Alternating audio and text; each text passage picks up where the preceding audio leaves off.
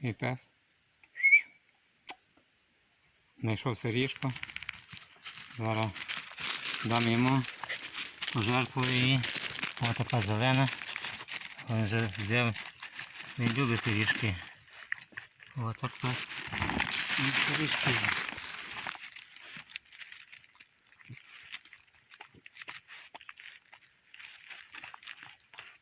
Червоних він не хоче. Грибів також. Переважно зелені сиріжки. Вони солодкі.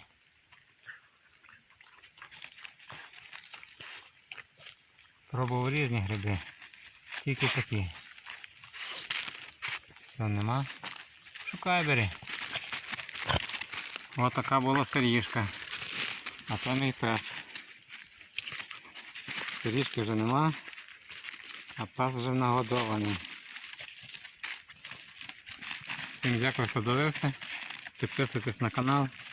До зустрічі.